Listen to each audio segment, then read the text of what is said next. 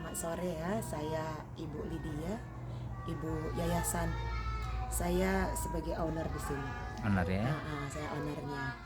Saya owner karena saya tahu rasanya jadi anak panti ya, jadi makanya saya buat yang yayasan ini. Atas nama saya sendiri, sudah berbadan hukum sejak tahun 2016. Ya. Itu di akta notaris dan sudah saya perlengkapi semua. Juga sudah dikeluarkan SIUP dari Kabupaten Siak, Sri Indrapura sejak 2-3 tahun lalu.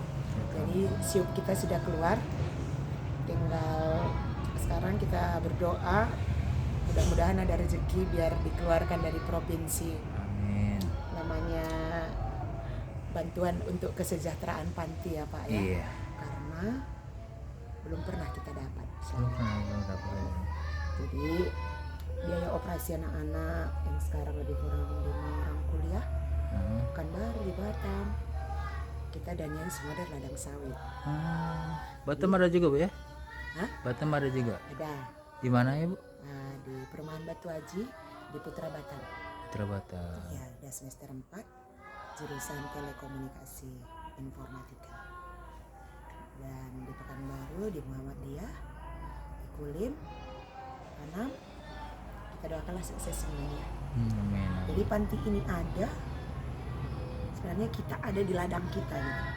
Rumah ini ada di ladang, ini ladang kita. Jadi kita bikin sini kegiatan-kegiatan. Inilah udah jalan 4 tahun kita buka TK, kita bikin gratis. Jadi bisa di searching di Google juga. Jadi anak-anak daerah sini biar bisa sekolah. Kebetulan saya dapat satu anak sebelah jalan 12 tahun yang lalu dibuang orang di bawah spanduk. Sampai akhirnya belum bisa jalan, belum bisa bicara. 24 jam pakai nafas. Memang memerlukan kebutuhan khusus. Banyak lagi lah yang harus kita kerjakan di sini. Mereka semua sekolah dan sampai saat ini kita tetap berjuang karena perhatian pemerintah setempat juga kurang. Kita ada di daerah mereka ya kan, tapi kita tahu ini proyeknya Tuhan kan. Jadi setiap anak pasti punya rezeki masing-masing. Jadi tetap berjalan udah hampir lebih kurang 15 tahun. Gitulah. Mungkin Bu Bu kan untuk membuat yayasan ini mendorong hati Ibu sendiri gitu ya. Karena saya anak panti asuhan Pak, jadi saya tahu rasanya nggak punya ayah, nggak punya ibu. Pasti banyakan juga orang di luar sana ya. Seperti sekarang ini kan.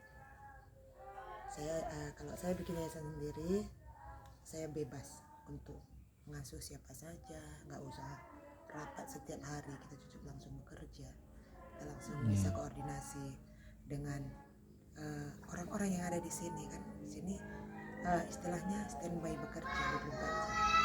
Bekerja. Nggak usah repot-repot. Kan banyak orang suka rapat terus. Rapat, kita nggak usah rapat, kita bekerja yuk. Apa bisa dikerjain saja kan. Kita bisa membangun bersama anak-anak bangsa. Mungkin Bu sedikit Bu ini berapa kamar Bu? Sekarang banyak Pak. Di sana mulai di sana udah 5. Ini semua ini Pak, ruangan-ruangan ini tempat anak-anak semua ini. Jumlah murid kita sekarang ini Lebih kurang 30 anak. 30 orang. Yang paling kecil 1 tahun setengah, yang paling besar udah tamat SMA, kuliah juga standby di tempat kuliahnya. Nanti kalau libur baru mereka balik. Mungkin dari 30 orang ini ada nggak sih Bu yang masih TK? Ada. Berapa orang yang sekolah? Balita sekarang lebih kurang 7 orang. SD, SMP lebih kurang 9-10 orang lah. 10 orang ya. Baru SMA, tamat SMA, sama yang kuliah lebih kurang 10. orang ya. Mungkin Bu berapa yayasan nih Bu yang memiliki Bu? Baru ini Pak, 5 di sini cuma kita buka cabang untuk TK. TK Biar banyak anak-anak yang bisa sekolah. yang bisa Karena sekolah kita bikin gratis. gratis. Terus fasilitas yang diberikan untuk anak-anak apa Bu? Fasilitasnya mereka di sini bisa tinggal dengan baik, makan dengan baik, sekolah kita antar jemput. Apa yang mereka mau kembangkan misalnya bercocok tanam, memelihara ikan, memelihara ayam, apapun yang mereka mau kita kerjakan. Kan itu pengembangan diri untuk supaya mereka lebih apa mereka suka kita kerjakan Pak. Oh gitu Bu ya. Kan nggak dari sekolah kadang-kadang banyak teori, di sini kan langsung praktek. Harus praktek. Iya. Bu kalau boleh tahu Bu nih panti asuhan ini campur nggak agamanya? Enggak Pak, ini yayasan Kristen Pak. Yayasan Kristen. Jadi kalau ada orang yang ngantar kayak waktu itu anak-anak muslim, saya kirim ke pesantren. Saya punya relasi juga kan di Pekanbaru banyak. Jadi makanya kita membangun anak-anak bangsa, yuk kita welcome semua kan, kita sebenarnya mengasihi nggak harus pilih-pilih ya Pak ya. Iya betul. Nah, justru orang daerah ini yang protes sama saya kalau saya mengasuh anak-anak non Kristen. Muslim kok diasuh gitu ya. Jadi mindset kita itu sebenarnya perlu diganti, bahwa kita itu mengasihi orang nggak harus lihat jenis kulit, nggak harus lihat agama, ya kan Pak? Gitu. Tapi karena mereka banyak protes, termasuk sekolah-sekolah di daerah kampung kita ini, jadi asal ada anak-anak yang tidak non Kristen, saya taruh ke pesantren. Terarah gitu. Terarah ya. Terus Bu, selama Ibu membuka yayasan ini mungkin ada pengalaman senang dan dukanya lah Bu. Mungkin senangnya dukanya kan gitu. Itu Pak, pas menemukan anakku itu 12 tahun yang lalu, dia kondisinya hampir 1 tahun, 6 bulan koma full di Pekanbaru. Jadi di Ibnu Sina waktu itu hampir kita 1 tahun nggak bertemu dengan anak-anak di sini. Jadi kita ngurus anak orang yang nggak kita kenal, itu kan harus pakai hati nurani. Iya. Nah, belum lagi pakai tenaga, pikiran dan dana. Ya. Itu hal yang paling berat. Kalau di hari-hari mungkin walaupun ada beban nggak terlalu berat Pak, karena bisa bertemu dengan anak-anak.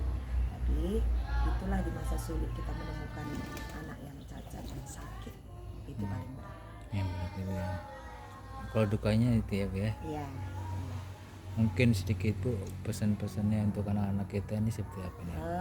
Kalau anak-anak ini Pak, saya nggak pernah pikirkan mereka karena saya sudah taruh mereka di jalan yang benar, jalan yang lurus. Aku bilang aja sama Tuhan, Tuhan ini anakmu, pelihara mereka. Aku kan tinggal ngerjakannya aja. Iya. Kalau mereka pasti semua punya rezeki, pasti punya masa depan, asal mereka mau dengarkan. Aku pun anak yatim piatu, buktinya bisa memelihara orang sebanyak ini. Aku yakin mereka pasti, itu murid pasti lebih jago dari gurunya ya Pak. Iya. Itu aja doa saya. Harapan Ibu ke depan seperti apa? Harapan saya, aduh, maunya daerah kita ini jangan apa ya, memiliki pemikiran yang sempit gitu. Artinya kalau ada orang memelihara yang bukan satu agamanya, mereka maunya dikasih arahan ya Pak lewat media, bahwa kita itu karena mengasihi, bukan ada maksud lain. Nah, waktu itu saya bikin sini tempat mereka sholat gitu ya, mereka protes karena saya muslim dan saya Kristen gitu. Harapan saya buat daerah ini lewat media khususnya media di daerah ini ya, ayo kita tanamkan rasa saling mengasihi, tidak harus dengan satu ras.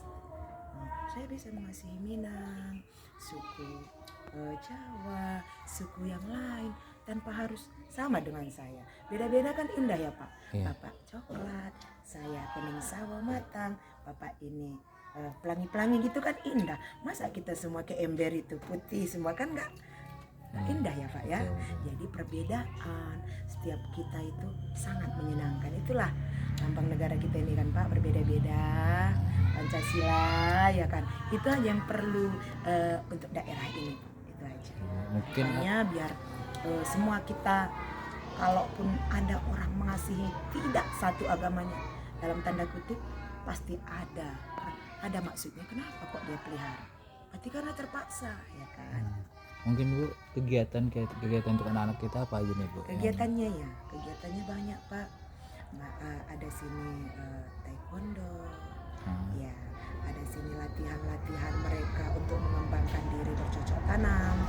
Ada juga latihan-latihan membesarkan ayam, memberi makan lele, membuat tanaman-tanaman.